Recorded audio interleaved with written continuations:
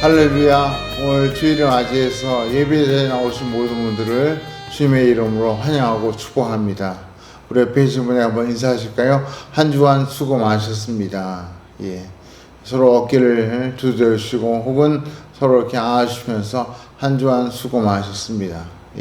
참 이 무더위와 또 장마와 싸우면서 또 한 주간 참 맡은 일을 감당하시느라고 수고 많으셨습니다. 오늘 예배를 통해서 하나님께서 우리에게 위로와 힘을 주시고 또 우리에게 즐겁고 행복한 마음을 부어주시기를 원합니다. 우리 그런 의미에서 하나님을 바라보시며 이 시간 전심으로 하나님께 예배하는 우리 모두가 되기를 원합니다. 우리 같이 한번 기도하심으로 주일 예배 시작하겠습니다.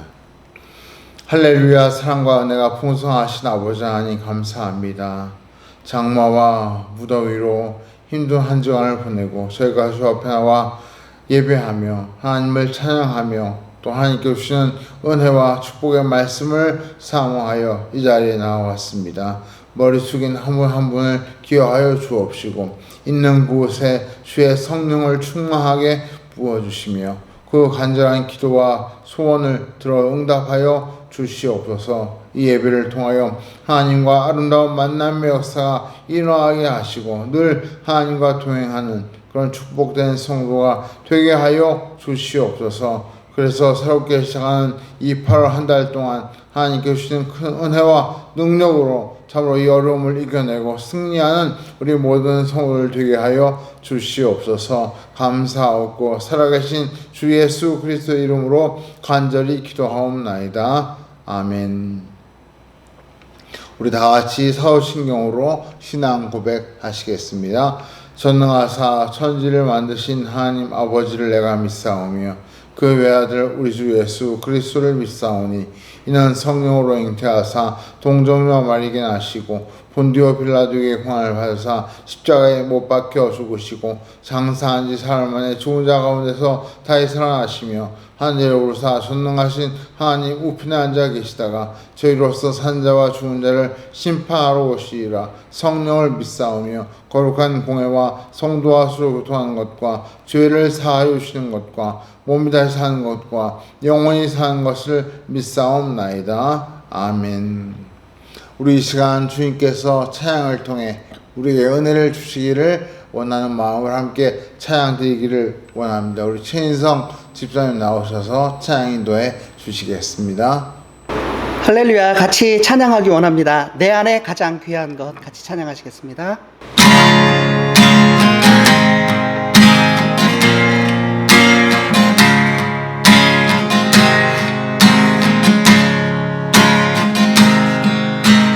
내 안에 가장 귀한 것 예수를 알미라.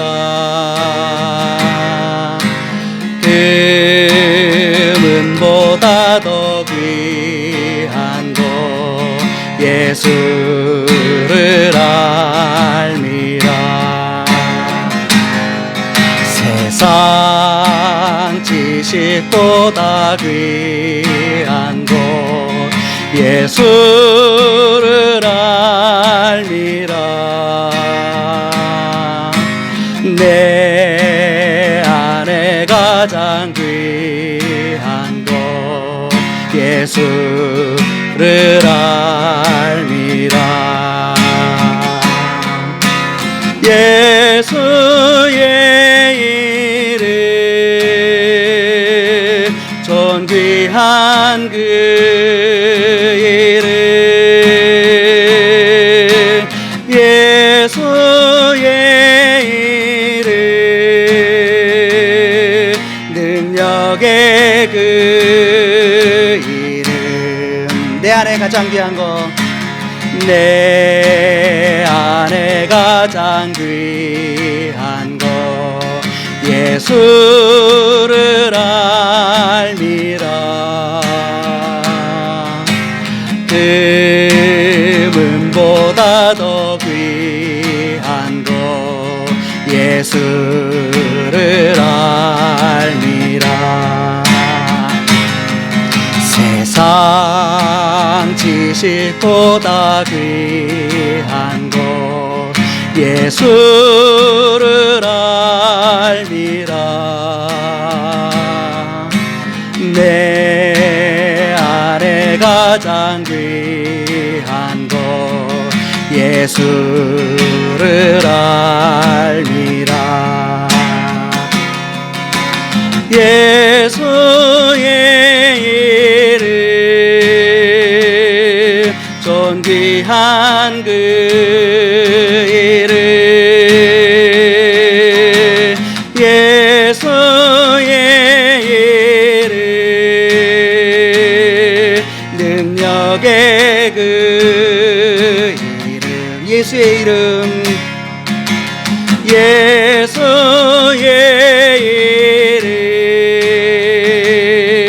존귀한 그 이름 예수의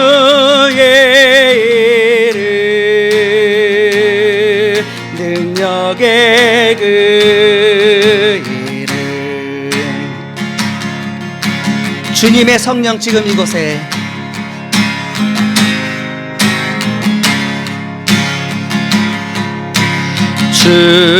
주님의 성령 지금 이곳에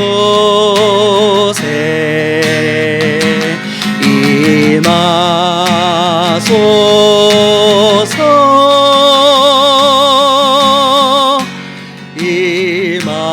임하소서. 주님의 성령 지금 이곳에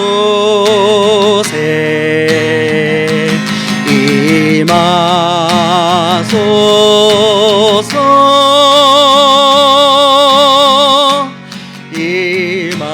임하소서.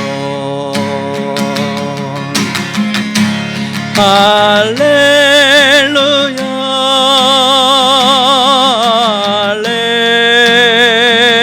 할렐루야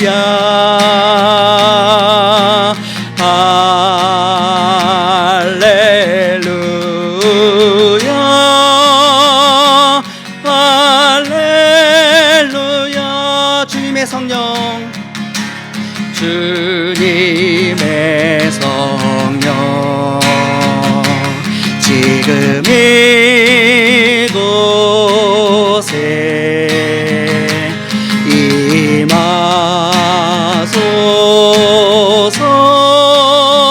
임하소서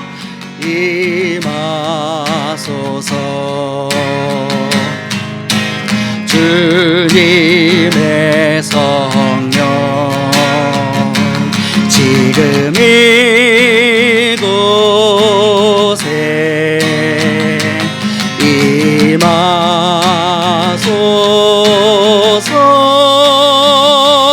임하소서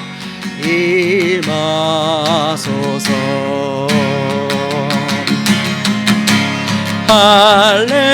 할렐루야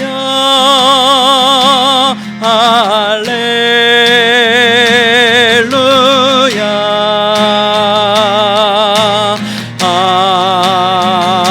할렐루야 할렐루야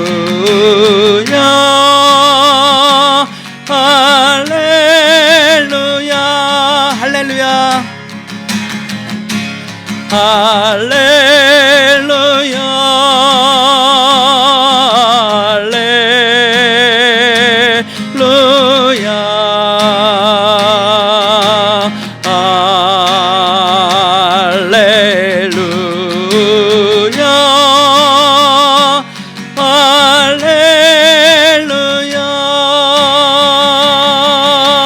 할렐루야 귀하신 친구 내게 계시니 찬양하겠습니다.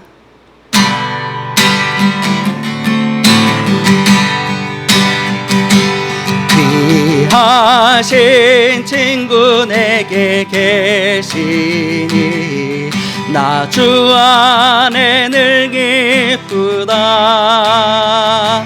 그 피가 내 죄 씻으셨으니 나 주 안에 늘 기쁘다. 나 주 안에 늘 기쁘다. 나 주 안에 늘 기쁘다. 주 나와 늘 동행하시니 나 주 안에 늘 기쁘다.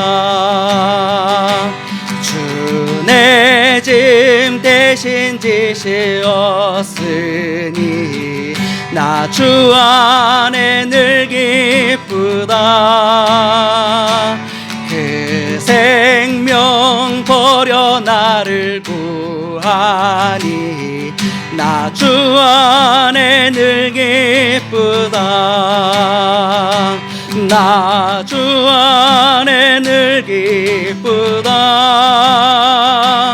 나 주 안에 늘 기쁘다. 주 나와 늘 동행하시니 나 주 안에 늘 기쁘다. 주 은총 매일 내게 더하니 나 주 안에 늘 기쁘다. 그 악한 죄악에서 지키니 나 주 안에 늘 기쁘다. 나 주 안에 늘 기쁘다. 나 주 안에 늘 기쁘다. 주 나와 늘 동행하시니 나 주 안에 늘 기쁘다. 우리가 방금 부른 찬양의 가사와 같이 주님께서 우리 안에 거하시고 또 우리의 귀한 친구가 되십니다. 지금처럼 이렇게 힘들고 어려울 때 주님의 이름을 부르며 그분께 나아가면 그분이 우리에게 힘과 위로와 능력을 주시는 줄 믿습니다. 우리 시간 같이 한번 가슴에 손을 얹고 주님 제 안에 거하시고 또 제 안에서 저를 붙들어 주시고 위로해 주시고 힘을 더하시고 믿음을 더하시고 지혜와 능력을 베풀어 주옵소서. 우리 같이 한번 우리의 간절한 기도 제목과 함께 주님께 한 목소리로 다 같이 기도하겠습니다. 할렐루야. 사랑하는 여러 가지 주님 함께 하시고 일들을 잘 감당하고 그런 주님을 맞이할 수 있게 찬양하며 주님을 사랑하고 우리를 다시 한번 주의 은혜로 부어주고 우리 속에 서로 생명을 충만하게 주셔서 우리의 약한 몸과 우리의 약한 힘이 강구해주는 넘치는 속도에 따라 일어나게 하여 우리 구주 예수 그리스도로 간절히 기도하옵나이다. 아멘. 파월의 첫 주를 맞이하였습니다. 이제 본격적인 무더위가 시작될 텐데 건강 상하지 않도록 조심하시고 또 우리의 육신의 건강뿐 아니라 영적인 건강도 잘 챙기셔서 기도와 말씀 생활을 늘 힘쓰시고 참 주님께 더 가까이 나아가는 그런 은혜가 있기를 원합니다. 오늘 우리 주신 말씀 함께 보겠습니다. 오늘 주신 말씀 마태복음 5장 27절부터 32절 말씀입니다. 마태복음 5장 27절에서 32절 말씀, 성경을 보시거나 또 자막을 보시면서 우리 한 목소리 같이 함께 이 말씀 봉독하겠습니다. 다 같이 읽습니다. 또 간음하지 말라 하였다는 것을 너희가 들었으나 나는 너희에게 이르노니 음욕을 품고 여자를 보는 자마다 마음에 이미 간음하였느니라.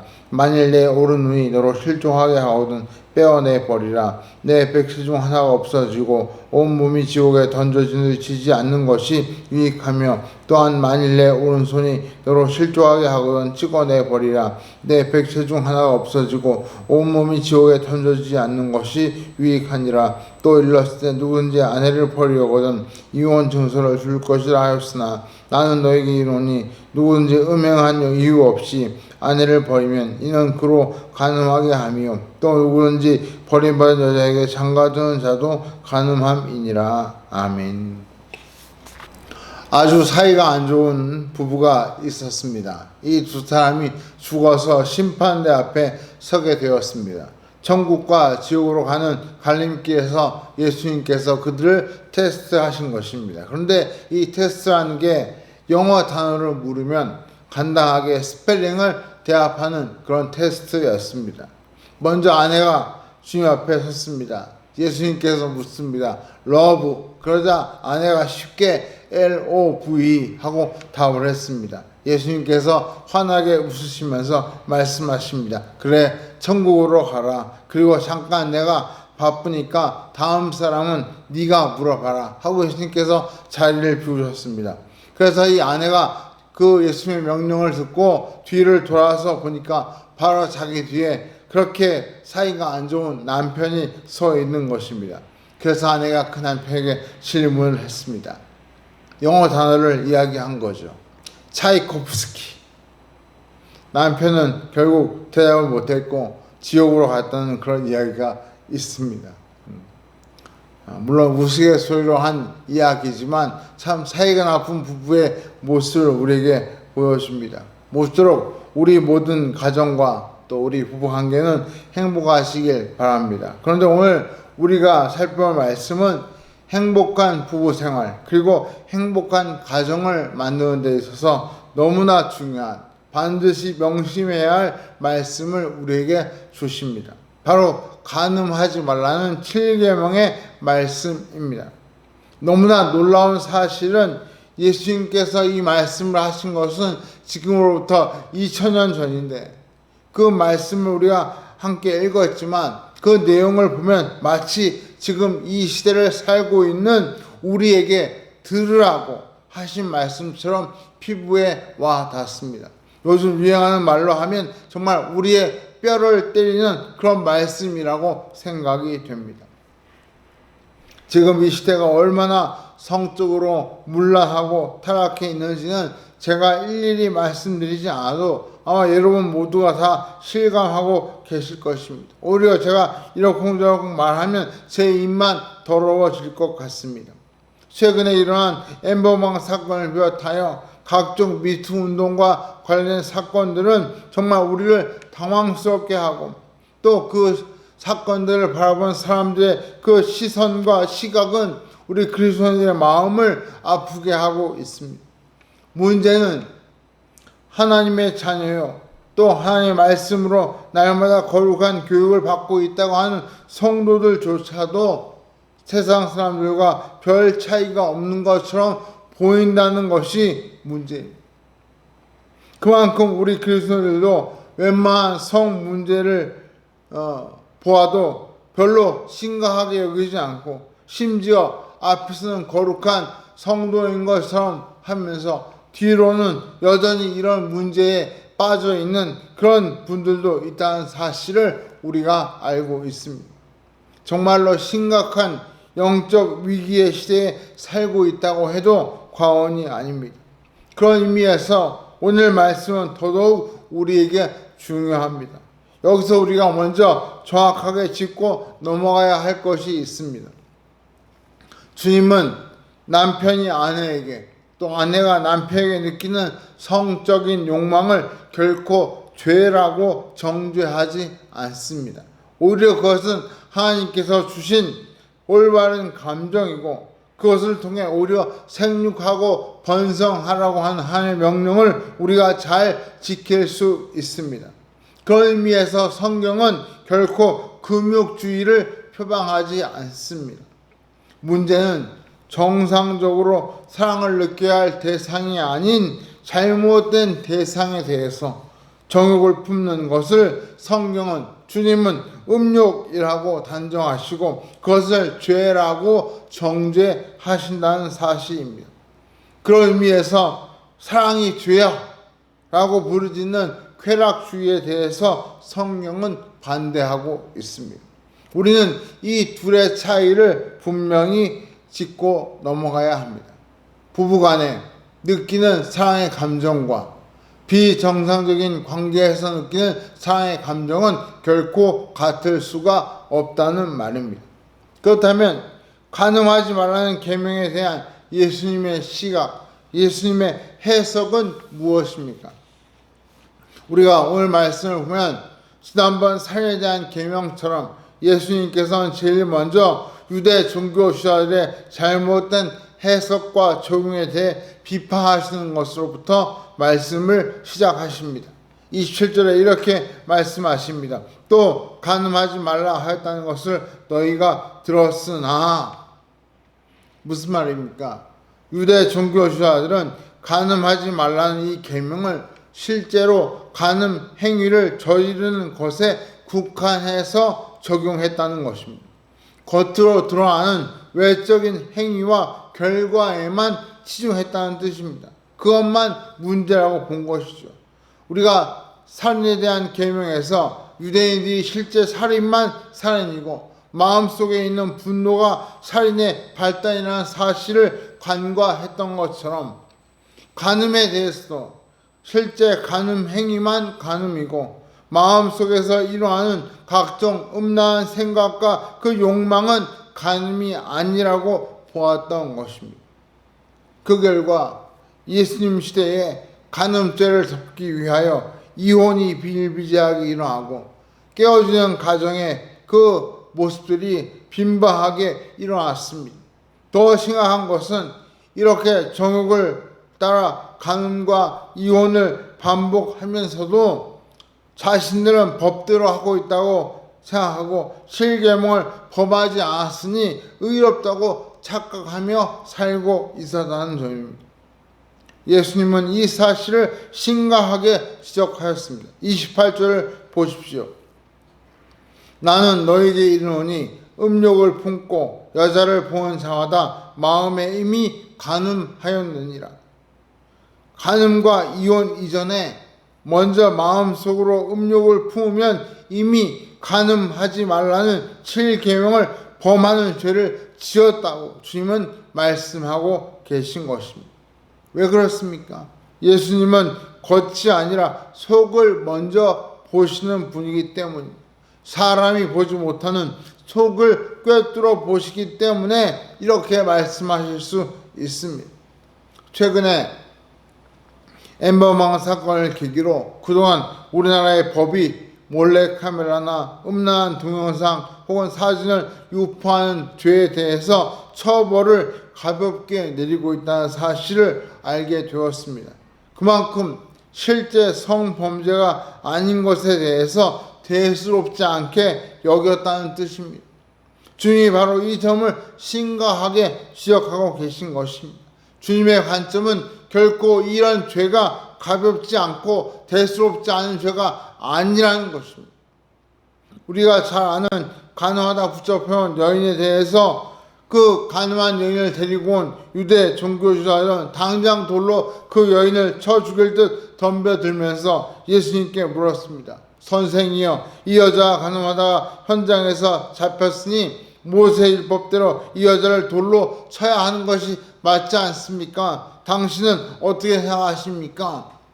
예수님께 이렇게 물었을 때 예수님의 답변은 의외로 너무나 간단하고 명쾌하였습니다. 너희 중에 죄 없는 자가 돌로 치라. 예수님의 답변은 너무나 간단하고 명확했습니다. 죄 없는 자가 돌로 치라. 그런데 그 말을 들은 유대 종교지도자들과 그들을 따라온 무리들이 그 말에 그만 양심의 가책을 받기 시작했습니다. 그리고 한 사람씩 그 자리를 떠나고 나중엔 예수님과 간호한 여인만 남게 되었습니다. 자기들도 스스로 알고 있었던 것입니다. 겉으로 간음죄를 짓지는 않았지만 속으로는 그런 죄를 수없이 짓고 있었고 그것이 양심의 가책을 불러온 것입니다. 오죽했으면 예수님이 유대 종교주의를 가리켜 외식하는 자들이라고 책망하시고 심지어 회칠한 무덤 같다고 말씀하셨겠습니까? 회칠한 무덤이 무엇입니까? 속에는 시체가 썩어가는 그런 냄새나는 부패한 곳인데 겉에만 회칠, 흰칠을 해서 마치 깨끗한 곳인 것처럼 그렇게 감추고 있는 것이 바로 회칠한 무덤입니다. 이 유대 종교자들의 그 모습이 속은 썩어서 죄의 냄새가 진동하는데 겉만 번지르르하게 보이는 그런 회칠한 무덤 같다는 예수님의 지적인 것입니다. 그렇다면 이런 의혹을 품는 것에 대해 예수님은 어떤 처방을 내리고 계십니까? 어떻게 하면 간음죄를 물리치고 이겨낼 수 있다고 말씀하십니까? 오늘 말씀해 보니까 크게 두 가지 처방을 주님께서 말씀하십니다. 예수님의 첫 번째 처방은 유혹에 대해 단호하게 대처하라는 것입니다. 우리 29절에서 30절 말씀 한번 같이 보실까요? 한번 같이 읽겠습니다. 만일 내 오른 눈이 너로 실족하게 하거든 빼어내 버리라. 내 백체 중 하나가 없어지고 온몸이 지옥에 던져지지 않는 것이 유익하며 또한 만일 내 오른손이 너로 실족하게 하거든 찍어내 버리라. 내 백체 중 하나가 없어지고 온몸이 지옥에 던져지지 않는 것이 유익하니라. 이 구절을 읽을 때 제 눈에 확 들어오는 문구가 두 개 있었습니다. 빼어내 버리라. 찍어내 버리라. 이 두 구절입니다. 전에 어느 도박에 대한 영화에서 도박 중독자가 도박을 끊기 위해 자기 손목을 자르는 그런 장면을 본 적이 있습니다. 문득 이 구절을 읽다가 그 장면이 떠올랐습니다. 이 구절을 제가 요즘식으로 풀어서 해석하면 이렇게 표현할 수 있습니다. 만일 눈으로 음란물을 보게 되면 눈을 빼어내 버리라. 만일 손으로 성추행을 하면 찍어내 버리라. 그렇게 우리가 이 말씀을 풀어서 해석할 수 있겠죠. 만약 이 말씀대로 하면 여기서 있는 저부터 아마 두 눈과 두 손이 진작에 다 사라지고 없었을 것입니다. 실제로 과거에 이 말씀대로 눈을 뻗고 손을 자른 성도들의 이야기도 제가 들은 적이 있습니다. 그래서 학창시절에 이 구절을 놓고 이 구절을 문자적으로 해석해야 할지 상징적으로 해석해야 할지 신학생들 사이에 토론을 벌였던 기억도 생생합니다. 유대인들은 배우자를 사랑할 때 두 눈으로 배우자를 바라보고 두 손으로 배우자를 안아줄 때 진정한 사랑이라고 생각했습니다. 그런데 만약 한쪽 눈은 배우자를 보고 다른 눈으로 다른 사람을 본다거나 혹은 한쪽 손으로는 배우자를 안고 다른 손으로는 다른 사람을 만진다면 그것은 이미 간음한 것과 같다. 그것이 바로 오늘 이 말씀의 핵심입니다. 실제적인 육체적인 관계가 없어도 이미 두 눈과 두 손이 아닌 한 눈과 한 손만 사용하는 것은 마음으로 죄를 짓고 있다는 뜻입니다. 결국 이 말씀은 마음으로 다른 사람, 다른 여자, 다른 남자에게 한눈 팔지 말고 하나님께서 내게 허락해 주신 내 아내, 내 남편만 온전히 지극히 바라보고 사랑하라고 하는 그 말씀을 이렇게 표현한 것이라고 볼 수 있습니다. 부끄러운 이야기지만 제 이야기를 하나 드리고자 합니다. 제가 아내와 연애를 할 때 당시 저는 인천에 있는 한 신학교에서 강사로 있었고, 그때 제 아내는 시촌에 있는 어느 여대의 야간 대학원을 다니고 있었습니다. 제가 강의하는 날 강의를 마치고 그 아내가 야간 대학원 공부를 마치면 제가 신촌까지 와서 제 아내를 태우고 집에 데려다 주면서 데이트를 하곤 했습니다. 한 번은 제가 학교 앞에서 아내를 태우고 신촌 로터리 쪽으로 가고 있는데 아마 그때가 여름 때였던 것 같습니다. 그 당시에 그 신촌 로터리에 그 여대에서 온 학생들이 가득했습니다. 제가 그 운전하면서 창밖을 보니까 정말 그 지나간 여학생들이 어찌나 옷이 화려하고 또 심지어 그 몸을 다 드러내고 있는 그런 복장을 하고 있는지, 제가 신학교에서 만난 학생들은 몸을 가리기 위해 옷을 입는데 그 여대 앞에 있는 학생들은 몸을 드러내기 위해 옷을 입는 것 같은 착각이 들 정도였습니다. 저도 모르게 운전을 하면서 창밖으로 지나가는 여학생들을 바라보고 있었습니다. 그걸 눈치챈 제 아내가 저에게 뭘 보냐고 갑자기 묻는 겁니다. 그 순간 제가 정신이 번쩍 들어서 앞만 보고 운전을 했던 기억이 있습니다. 그런데 20년이 지난 지금도 차를 타면, 특히 제 아내가 옆에 타면 제 머릿속에 20년 전 그때 제 아내가 했던 말이 번쩍 떠오릅니다. 마치 메아리처럼 차를 운전하려고 할 때마다 제 머릿속에서 그 말이 뭘 보냐고 하는 그 말이 늘 메아리처럼 울려 퍼집니다. 그리고 제 정신을 번쩍 들게 해줍니다. 전 20년 전 제 아내가 한 그 말이 지금까지 저의 정신을 차리게 해주는 알람이 되고 있다, 그런 생각을 늘 하고 있습니다. 저는 결코 성인 군자가 아닙니다. 얼마든지 유혹에 넘어갈 수 있는 연약한 존재입니다. 하나님께서 붙들어 주셔야만 설 수 있는 존재입니다. 나는 얼마든지 유혹을 이길 수 있어 라고 자신만만해하고 교만하면 아마 곧바로 넘어질 것입니다. 주님은 우리에게 유혹에 대해 자신만만해하고 교만해야 할 것이 아니라 반대로 자기 연약함을 솔직하게 고백하고 유혹에 대해서 단호하게 대처할 수 있도록 성령의 도우심을 구하라고 말씀하십니다. 마치 눈을 뽑듯이 손목을 자르듯이 단호하게 해야 유혹을 이길 수 있다, 그렇게 말씀하고 계신 것입니다. 여러분, 유혹은 숨겨두면 숨겨둘수록 우리를 더욱더 수렁으로 끌고 갑니다. 우리가 그 유혹을 단호하게 대처할 때 그 유혹을 뛰어넘을 수 있습니다. 두 번째로 예수님께서 제시하신 처방이 무엇입니까? 배우자와 가족을 더 많이 사랑하도록 기도하라는 것입니다. 더 많이 사랑하도록 기도하라. 키르기스탄에서 선교하시던 어떤 선교사님의 이야기를 제가 어느 책에서 읽었습니다. 그 나라는 잘 아시는 대로 회교 국가이기 때문에, 회교는 일부 다처제를 허용하기 때문에 그곳에 있는 분들은 다 일부 다처를 하고 있는 경우가 많습니다. 그 선교사님이 사역하시던 교회에 한 남자분이 열심히 교회를 출석하셨는데 문제는 그분에게 아내가 8명이나 있었다는 것입니다. 그 사실은 선교사님이 그 남자분을 위해서 참 기도하고 고민하다가 한 날은 그분을 불러서 성경을 펴들고 강구하게 고민했습니다. 성경에 보면 남자는 한 여자만 데리고 살도록 되어 있습니다. 당신은 지금 잘못하고 있습니다. 그러니 성경대로 어서 빨리 당신의 부인 문제를 해결하시기 바랍니다. 그렇게 그 남자분에게 권면을 했습니다. 그리고 얼마 뒤에 그 남자분이 싱글벙글 웃으면서 성사님을 찾아왔습니다. 그리고 이렇게 말합니다. 성사님, 제가 성사님 말씀대로 제 아내 문제를 깨끗하게 잘 처리했습니다. 그래서 성사님 너무 기뻐가지고 어떻게 하셨습니까? 했더니 그분이 이렇게 대답합니다.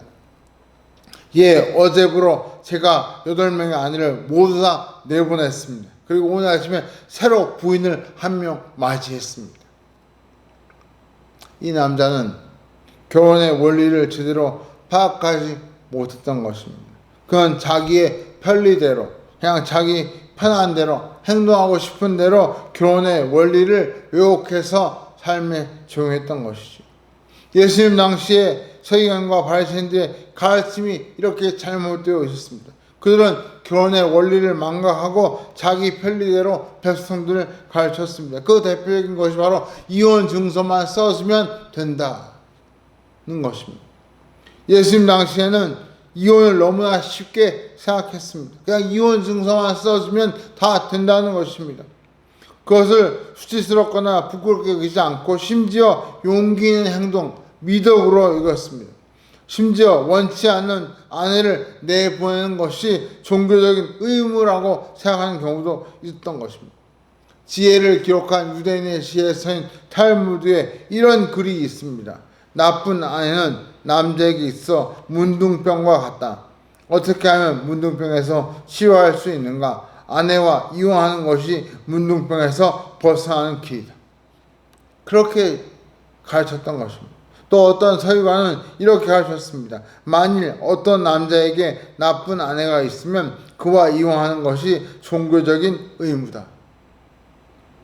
결국 이혼을 정당화하고 오히려 이혼하는 것이 마치 종교적인 것처럼 그렇게 미화해서 잘못 가르쳤던 것입니다. 그들이 말하는 나쁜 아내는 누굽니까? 자식을 못 낳는 경우는 말할 것도 없고 사람들 앞에서 남편에게 무안을 주거나 혹은 요리를 잘 못하거나 혹은 음식을 제대로 잘 대접하지 않으면 이런 것들이 다 이혼 사유에 해당되었습니다. 나중에는 별의별 사유를 다 만들어서 아내를 내보내는 그런 일들이 비일비재했다고 합니다. 그냥 아내가 싫으면 특별한 사유 없이도 이혼 증서만 써주면 무조건 내보낼 수 있었던 것이 바로 이 예수님 시대의 모습이었습니다. 그런데 성경에서 이혼 증서라는 말이 가장 먼저 사용된 곳이 어디입니까? 신명기 24장 1절입니다. 거기 이렇게 말씀합니다. 사람이 아내를 맞이하여 데려온 후에 그에게 수치되는 일이 있음을 발견하고 그를 기뻐하지 아니하면 이혼 증서를 써서 그의 손에 주고 그를 자기 집에서 내보낼 것이요. 즉 이혼할 수 있는 유일한 사유는 그 아내에게서 수치되는 일이 발견될 때뿐입니다. 예수님은 이것을 음행이라고 분명하게 못 받고 계십니다. 즉 음행한 사유 외에는 이혼하지 말고 행복한 가정을 만들기 위해 애써라. 이것이 성경의 율법의 정신입니다. 심지어 음행한 일이 있더라도 회개하고 용서를 구하면 쉽지 않지만 그 음행한 죄를 용서하고 같이 사는 것이 성경이 권하고 있는 교훈입니다. 호세아 선지자의 경우가 바로 거기에 해당합니다. 호세아는 집을 나가 부정을 저지른 아내 고멜을 여러 번 용서하고 다시 데리고 와서 살았습니다. 이 모습은 하나님께서 하나님을 버리고 떠난 이스라엘 백성을 다시 용서하고 데리고 와서 그들을 하나님의 백성으로 여기고 사는 그 모습을 상징적으로 보여주는 것입니다. 한마디로 이혼을 쉽게 생각하지 말라는 것이 율법의 본래 의도인데 이혼 증서를 써주라는 말이 그런 뜻으로 하신 말씀인데 유대인들은 이것을 반대로 이혼을 쉽게 할 수 있는 그런 도구로 사용했던 것입니다. 오히려 자기들의 성적인 욕망을 채우기 위해서 이 이혼 증서를 써주라는 법을 사용했던 것을 우리가 알 수 있습니다. 그래서 예수님은 그 당시에 유대인들을 가리켜 악하고 음란한 시대요 이렇게 여러 번 책망하시고 탄식하였습니다. 기억하십시오. 예수님의 말씀은 이혼을 절대 불허한다 그런 뜻이 아닙니다. 최선을 다해 하나님이 세워주신 가정을 지키고 정말로 부득이한 경우에만 이를테면 가정을 소중하게 여기지 않고 반복적으로 부정을 저지르는 경우에만 이혼을 허락하신다 그런 뜻입니다. 배우자가 가정을 소홀히 하고 부정을 저지르는 데는 여러 가지 이유가 있겠지만 그 본질을 파고들면 결국 사랑이 식었기 때문입니다. 그리스도인 가운데도 결혼 생활에 권태를 느끼는 분들이 있을 것입니다. 이분들은 기도해야 합니다. 권태를 느낀다고 하는 것은 지금 성적으로 유혹을 받을 수 있는 길목에 서 있다는 뜻입니다. 따라서 기도해야 합니다. 그런 의미에서 우리는 기도할 때마다 부부간에 또 부모와 자녀 사이에 사랑이 식지 않도록 이왕은 사랑이 충만하도록 늘 기도해야 합니다. 내 눈에 아내가 내 남편이 가장 사랑스럽게 보이도록 해달라고 기도해야 합니다. 다른 사람에게 한눈 팔지 않도록 두 눈을 꼭 붙잡아 달라고 기도하는 것이 우리가 해야 할 기도 제목이자 사명입니다. 그것이 바로 이 시대의 유혹을 이기는 중요한 방법이 됩니다. 말씀을 맺겠습니다. 예수님의 시대나 지금 이 시대나 변함없이 유혹과 시험이 많습니다. 우리의 외부에서 유혹과 시험이 밀려올 뿐만 아니라 우리의 내면에서 끊임없이 잘못된 욕망이 화산처럼 연기를 뿜어댑니다. 우리가 먼저 이 사실을 인정하고 우리 자신의 약함을 주님께 솔직하게 고백하면서 그분의 도우심을 구하는 것이 우리의 바람직한 태도입니다. 아울러 우리에게 허락하신 배우자와 가족을 향한 올바른 사랑이 충만할 수 있도록 항상 기도하고 간절히 사랑을 부어달라고 하나님 앞에 간구해야 합니다. 유혹은 걸려 넘어지라고 있는 것이 아니라 이기고 넘어가라고 있는 것입니다. 사랑하는 성도 여러분, 이번 한 주간에도 또 이번 8월 달에도 어쩌면 더 많은 유혹과 시험이 우리에게 닥쳐올 수 있습니다. 우리가 그럴수록 피하거나 그저 숨거나 감추려고 할 것이 아니라 단호하게 믿음으로 대처하며 유혹을 이겨내셔야 합니다. 또 우리 힘으로 할 수 없기 때문에 성령님의 도우심을 간구해야 합니다. 그런 유혹과 시험을 이길 수 있도록 믿음과 용기를 달라고 기도하시고 뿐만 아니라 나의 배우자와 또 나의 가족을 더욱더 사랑하고 그들만 바라볼 수 있도록 한눈 팔지 않도록 하나님 우리의 눈을 붙잡아 주시고 우리의 손과 발을 지켜달라고 기도하는 그런 모습이 우리에게 반드시 필요한 줄 믿습니다. 이번 한 주간 그런 기도를 하나님께 드리는 가운데 유혹과 시험을 이기고 승리하는 삶을 사시는 우리 모든 성도들 되시기를 주의 이름으로 간절히 축원합니다. 우리 다시 한번 기도하기를 원합니다. 우리는 다 연약합니다. 우리 속에 참으로 잘못된 욕망이 늘 화산처럼 연기를 내뿜습니다. 우리가 그것을 방치하면 언제 폭발하고 언제 그 유혹과 시험에 넘어갈지 모릅니다. 주님이 붙들어 주시고 그 화산이 활화산이 아니라 휴화산이 되도록 그 화산이 꺼질 수 있도록 성령께서 우리 속에서 우리를 붙들어 주시기를 기도해야 합니다. 우리 시간같이 한번 가슴에 손을 얹고 주님 저를 붙잡아 주옵소서. 잘못된 욕망, 잘못된 마음, 한눈 팔려가는 이 마음들을 하나님께 붙잡아 주시고 참 거룩한 하나님의 자녀로서 바르게 살 수 있도록 힘과 능력을 주시고 믿음과 용기를 더하여 주옵소서. 우리 지금 같이 한번 간절히 통성으로 기도하겠습니다. 할렐루야. 사랑하여 우리의 모습을 돌아보겠습니다. 죄악과 능력을 아우자 되게 하는 하나님 주시는 간절히 기도합니다. 이 시대가 그 언제보다 앞으로 빛나는 시대인 것을 그 유혹과 시험을 넘어가지 않도록 붙잡아주고 오히려 그 유혹과 시험을 이겨낼 수 있도록 이뤄냈으면 합니다. 때를 공부하시고 지켜주시고 평화와 삶을 지키고 그 길로 넘어지지 않도록 들어가지 않도록 때를 강하게 지켜주시고 주의 오른손을 들며 시험과 시험과 왔으니 정말 사랑과 그대로 하여 주시옵소서.